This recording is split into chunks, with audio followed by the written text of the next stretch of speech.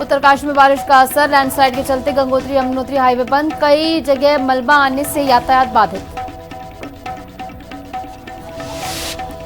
रुद्रप्रयाग के रामपुर बाजार के पास सुरक्षा दीवार फिर रही 2 महीने में दूसरी बार पुश्ता गिरने से निर्माण गुणवत्ता पर उठे सवाल, लगातार बारिश के बीच भूस्खलन क्षेत्र में बड़ा खतरा। उत्तराखंड के 8 जिलों में मौसम विभाग ने जारी की भारी बारिश का अलर्ट, प्रशासन सतर्क, आपदा के लिए टोल फ्री नंबर जारी।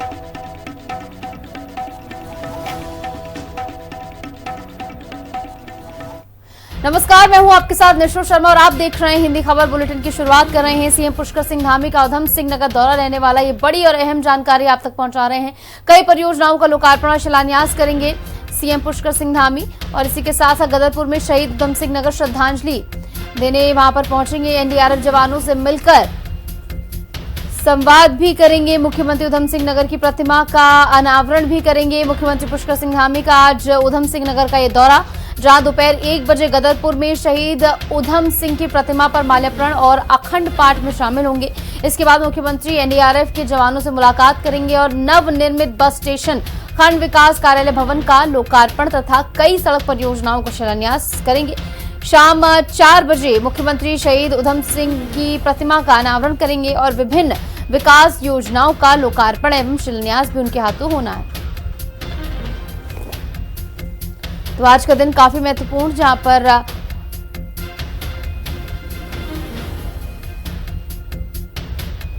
कई परियोजनाओं का लोकार्पण और शिलान्यास सीएम के हाथों होना है और गदरपुर में शहीद उधम सिंह को श्रद्धांजलि देने के लिए भी पहुंचेंगे। इसी के साथ साथ जवानों से भी संवाद करेंगे सीएम पुष्कर सिंह धामी और इसी के साथ साथ तमाम तैयारियां भी पुख्ता कर ली गई हैं। सीएम के आगमन को लेकर कई परियोजनाओं का लोकार्पण शिलान्यास करेंगे, तो जनता के लिए भी बड़ी विकास की सौगात लेकर आ रहे हैं सीएम पुष्कर सिंह धामी और इसी के साथ साथ संभावित जनता को संबोधित करते हुए नजर आएंगे। क्या कुछ महत्वपूर्ण बातें अपने संबोधन में आज के दिन सीएम धामी कहते हैं, इस पर सभी की नजरें रहेंगी और इसी के साथ साथ कई परियोजनाएं जिनका लोकार्पण और शिलान्यास होना है, इसको लेकर जनता बेहद उत्साहित है क्योंकि ये परियोजनाएं विकास से जुड़ी हुई हैं, उनके उत्थान से जुड़ी हुई हैं, उनके रोजमर्रा के जीवन को और बेहतर बनाने की प्रतिबद्धता को जो है दोहराती हुई ये तमाम परियोजनाएं जिनका लोकार्पण और शिलान्यास आज सीएम पुष्कर सिंह धामी के हाथों होना है। 1 बजे का समय बताया जा रहा है। इस बीच हमारे साथ हमारी सहयोगी शुभांगी जुड़ेंगे जानकारी के साथ। तो शुभांगी, आज सीएम का ये दौरा, क्या कुछ पूरी जानकारी है, क्या कुछ पूरी टाइमलाइन आज रहने वाली है सीएम की? बिल्कुल, देखिए आज मुख्यमंत्री पुष्कर सिंह धामी उधम सिंह नगर के दौरे पर रहने वाले हैं, जहां पर आज कई सारे महत्वपूर्ण कार्यक्रम प्रस्तावित हैं।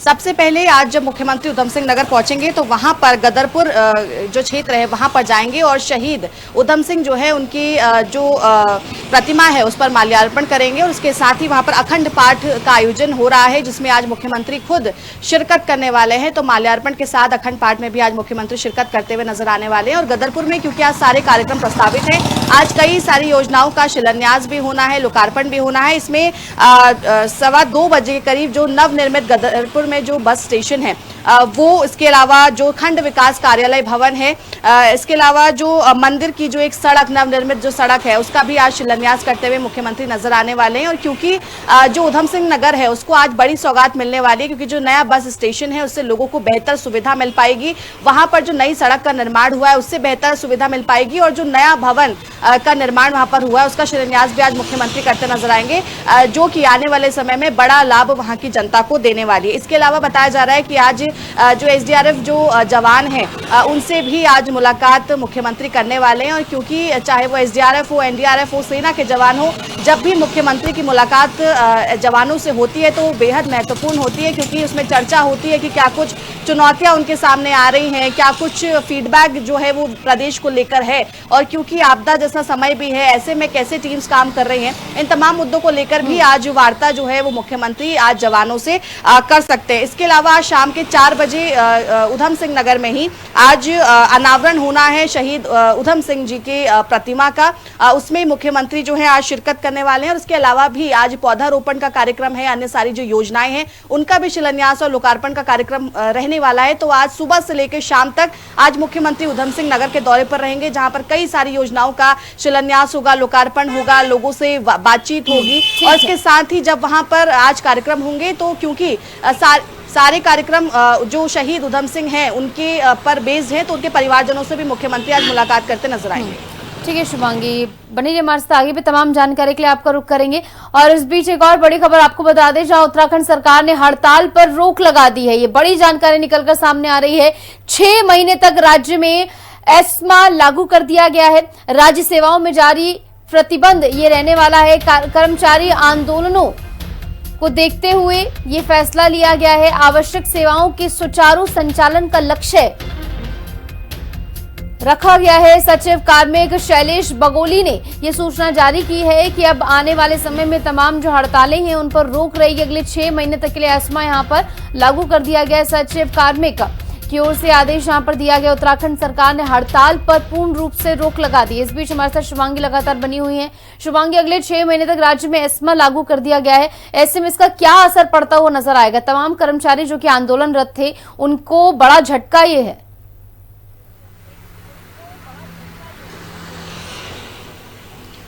बिल्कुल, देखिए उत्तराखंड में जो कार्मिक हैं, ये जो कर्मचारी हैं सरकारी जो कि आंदोलन कर भी रहे थे या फिर प्लान कर रहे थे आगे कई सारी हड़तालों के लिए, उनके लिए बड़ा झटका जरूर है, क्योंकि कार्मिक विभाग द्वारा ये आदेश जारी कर दिया गया है, यानी कि उत्तराखंड के अंदर एस्मा लागू कर दिया गया, यानी कि अब अगले 6 महीने के लिए कोई भी जो कर्मचारी हैं सरकारी वो अब हड़ताल पर नहीं जा सकेंगे। और ये कहीं ना कहीं अब चर्चा का विषय बना हुआ है, क्योंकि कई बार एस्मा लागू किया गया है, ये कोई पहली बार नहीं है। लेकिन इस बीच कोई बड़े आंदोलन की चेतावनी नहीं थी, कोई ऐसी इंफॉर्मेशन नहीं थी कि कोई बड़ा आंदोलन कर्मचारी करने जा रहे हैं। लेकिन क्योंकि अब विधानसभा चुनाव भी नजदीक है, 2027 में अब बस चंद कुछ महीने रह गए हैं, ऐसे में अब ये माना जा रहा है कि एस्मा लागू करने से अब जो कर्मचारी हैं उनको हड़ताल से रोका जा सकेगा। और ये माना जा रहा है क्योंकि अब आने वाले समय में अर्ध कुंभ भी उत्तराखंड के अंदर होना है, तो ये कहा जा रहा है कि कुछ महीनों बाद ही यहाँ पर जल्द ही चुनाव हो सकते हैं। और अगर इन महीनों में चुनाव नहीं होते हैं तो आचार संहिता की जो प्रक्रिया है वो भी शुरू हो सकती है। तो इससे पहले ये एस्मा जो लागू किया गया, ये अपने आप में चर्चा का विषय बना हुआ है।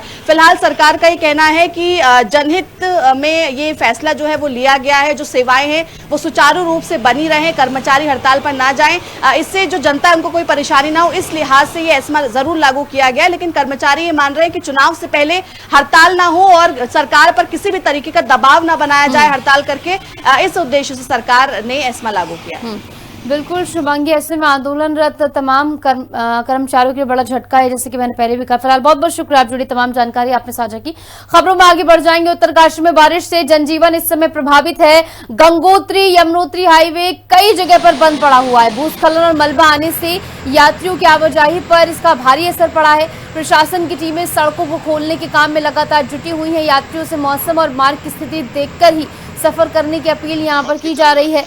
और मौसम को लेकर जो है चेतावनी मौसम विभाग की ओर से लगातार दी जा रही है, क्योंकि पहाड़ी क्षेत्र होने के नाते खतरा जो है वो दोगुना और तिगुना यहाँ पर हो जाता है, क्योंकि पहाड़ी का दरकना, लैंडस्लाइड होना, मलबा आ जाना सड़कों पर, ये आम बात पहाड़ी क्षेत्रों में हो जाती है। रुद्रप्रयाग के रामपुर बाजार में भूस्खलन क्षेत्र में बनाई गई सुरक्षा दीवार दूसरी बार ढह गई है। 2 महीने में 2 बार पुष्ता गिरने से निर्माण कार्य की गुणवत्ता पर सवाल खड़े हो रहे हैं। स्थानीय लोगों ने वैज्ञानिक उपचार और निष्पक्ष जांच की मांग की है। बारिश के बीच बाजार और आसपास के इलाकों पर नीचे जा चुका है। खतरे का संकट इस समय गहराता हुआ नजर आ रहा है। बहुत कोशिश की गई थी बार-बार उसमें सीमेंट डालने की, लेकिन उत्तराखंड के 8 जिलों में भारी बारिश का अलर्ट जारी किया गया है। देहरादून, उत्तरकाशी को मौसम विभाग ने चेतावनी दी है, जहां एसईओसी ने जिलाधिकारी को हाई अलर्ट पर रहने के निर्देश दिए हैं। संवेदनशील क्षेत्रों में खासकर निगरानी बढ़ाने के लिए निर्देशित किया गया। रेस्क्यू टीम को आपातकालीन स्थिति के लिए तैयार रखा जाए, ये निर्देश दिए गए हैं। पर्वतीय क्षेत्रों में यात्रा से बचने की सलाह भी दी गई है। आपदा के लिए टोल फ्री नंबर भी जारी हुआ है, और जो क्या नंबर है वो भी आपको बता रहे हैं।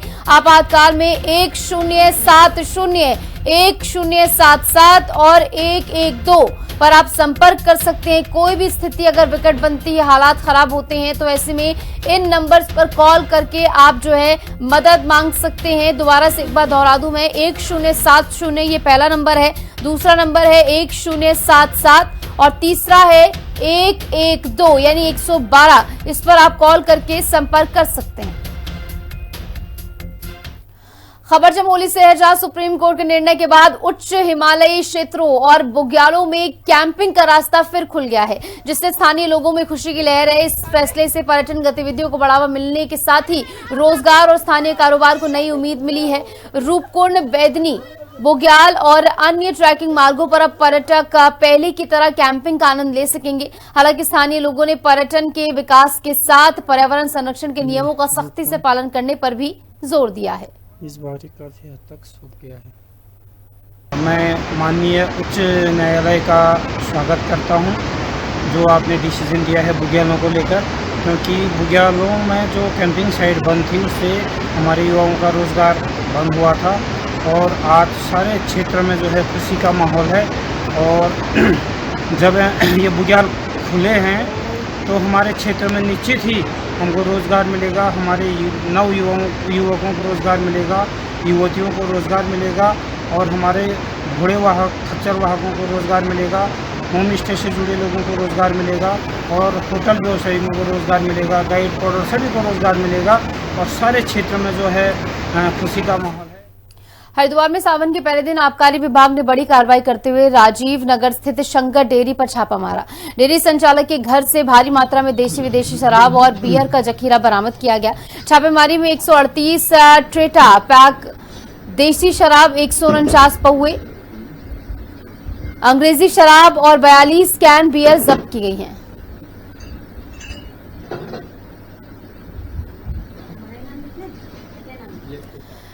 चंपावत जिले के सीमांत क्षेत्र के छात्र छात्राओं की मुश्किलें बढ़ गई हैं। लोहाघाट ब्लॉक के सुल्ला, पासम और नागरू घाट के बच्चे रोज जंगल के खतरनाक रास्तों से होकर जीआईसी रोसाल पहुंचते हैं। 15 से 20 किलोमीटर की पैदल दूरी और जंगली जानवरों के खतरों के बीच पढ़ाई करना बच्चों की मजबूरी बन गया है। ग्रामीणों ने जिलाधिकारी और मुख्यमंत्री से स्कूल वाहन की व्यवस्था कर बच्चों की समस्या दूर करने की मांग की है। आज हम जिला अधिकारी महोदय को एक ज्ञापन दिया हमने, जिसमें हमारा ज्ञापन देने का मुख्य उद्देश्य था कि विद्यार्थियों की स्कूल आने जाने के लिए एक बस सेवा संचालन की जाए, जिसमें अगर मैं कहूं तो हमारे पासम के ग्राम पंचायत के सबसे दूर का तो अगर हम नखरू घाट में लगाएं, वहां से बाई रोड 22 से 23 किलोमीटर और पैदल 10 से 11 किलोमीटर, ऐसे ही सुल्ला से लगभग 7-8 किलोमीटर बच्चों के लिए आना जाना हो रहा है। इसी उद्देश्य पर हम एक डीएम महोदय से हमने आज एक पत्र भेजा, जिसमें हमारा डीएम महोदय से आग्रह है कि इस पत्र पर विचार किया जाए और हमारे बच्चों के लिए जल्दी से जल्दी वाहन की व्यवस्था की जाए। आज हम जिलाधिकारी महोदय को हमने एक पत्र ज्ञापन दिया, जिसमें हमारे पूर्व प्रधान त्रिलोक सिंह सामंत जी सुल्ला से और मेरे द्वारा आज पत्र दिया गया, जिसमें हमने 2 ग्राम पंचायतें जो है हमारी रोसाल से लगभग 20 किलोमीटर सड़क मार्ग से है और पैदल अगर हम कहें तो पैदल लगभग 10 से 12 किलोमीटर जंगल के रास्तों से बच्चों को दूरी तय करनी पड़ती है, जिसमें हमारा नखरू घाट से लेकर कोटी पातल, दूनी, नखरू घाट, चिलसानी और सुल्ला, सोनकालना तोक, कई जो तोक हैं, इन तोकों से हमारे बच्चे जो है जंगल का रास्ता जो है कि जानवरों से भी उनको भय रहता है। इसमें हमने बीच में जिलाधिकारी महोदय जी के द्वारा भी एक पत्र जो है उच्चीकरण के लिए मांग कर रखी है, वो शासन तक गया हुआ है। चंपावत के लोहाघाट स्थित राजकीय आदर्श कन्या उच्च प्राथमिक विद्यालय पऊ में आज एक ऐतिहासिक पल देखने को मिला। प्रदेश के पहले महिला स्पोर्ट्स कॉलेज छमनिया की प्रथम बैच की 30 बालिका खिलाड़ियों का भव्य स्वागत कर कक्षा 6 में प्रवेश दिलाया गया। विद्यालय में तिलक, पुष्प अर्पण, सरस्वती पूजन और मिष्ठान वितरण के साथ प्रवेश उत्सव हर्षोल्लास से मनाया गया। ये पहल बालिका शिक्षा और खेल प्रतिभाओं को नई ऊंचाइयों तक पहुंचाने की दिशा में एक महत्वपूर्ण कदम मानी जा रही है। चंपावत के खुनाड़ी बिलौटा सोन क्षेत्र में धामी सोन नदी से हो रहे भू कटाव का जिलाधिकारी मनीष कुमार ने स्थलीय निरीक्षण किया है। उन्होंने प्रभावित किसानों से बातचीत कर उनके समस्याएं सुनी और हर संभव सहायता का भरोसा भी दिया। संबंधित अधिकारियों को तकनीकी जांच कर स्थायी समाधान के लिए प्रस्ताव तैयार करने के निर्देश भी दिए गए हैं। प्रशासन ने बाढ़ सुरक्षा कार्यों को प्राथमिकता से कराने की बात कही है।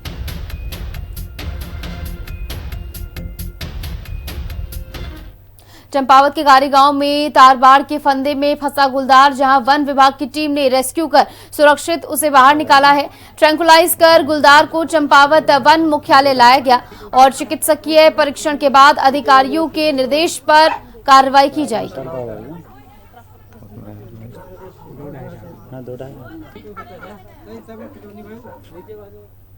खबर चमोली से है, जहां विश्व मानव तस्करी निषेध दिवस के अवसर पर चमोली पुलिस ने पूरे जनपद में व्यापक जन जागरूकता अभियान चलाकर लोगों को मानव तस्करी के प्रति सतर्क रहने का संदेश दिया। बाजारों, विद्यालयों, बस अड्डों और सार्वजनिक स्थलों पर आमजन को मानव तस्करी के तरीकों, बचाव के उपायों, साथ ही संदिग्ध गतिविधियों की सूचना तत्काल पुलिस और 112 पर देने के लिए जागरूक किया है। चमोली पुलिस ने अपील की है कि मानव तस्करी जैसी सामाजिक बुराई के खिलाफ पुलिस का सहयोग करें, स्वयं जागरूक रहें और दूसरों को भी जागरूक बनाए रखें।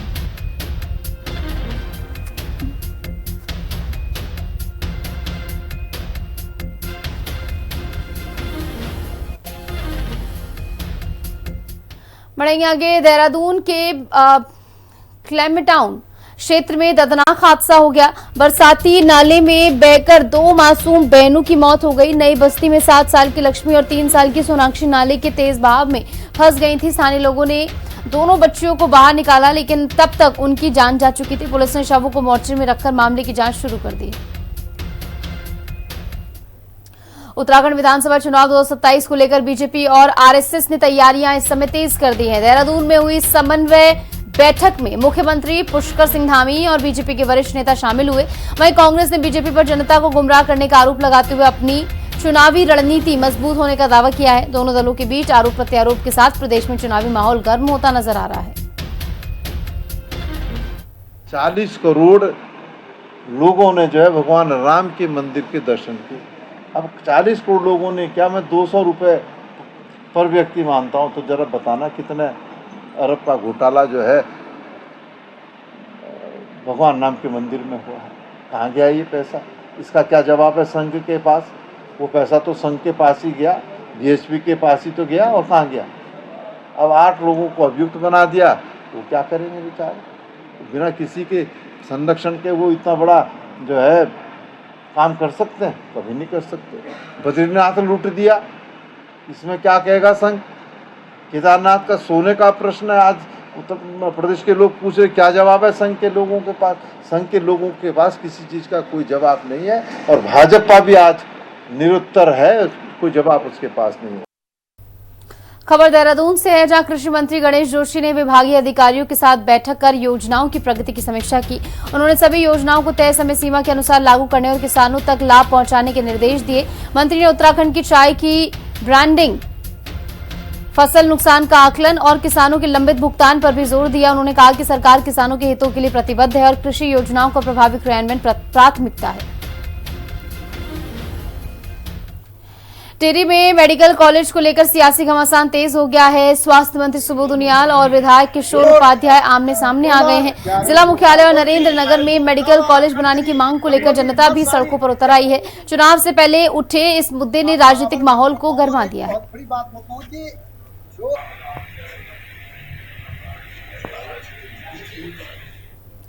देहरादून सचिवालय के निजी सचिव की पत्नी की संदिग्ध मौत का मामला सामने आया है। मृतका की मां की शिकायत पर पति और ससुराल पक्ष के खिलाफ दहेज हत्या का मुकदमा दर्ज हुआ है। मायके पक्ष ने दहेज प्रताड़ना के आरोप लगाए हैं, जबकि ससुराल पक्ष ने इसे आत्महत्या बताया है। पुलिस पोस्टमार्टम रिपोर्ट और साक्ष्यों के आधार पर मामले की जांच कर रही है।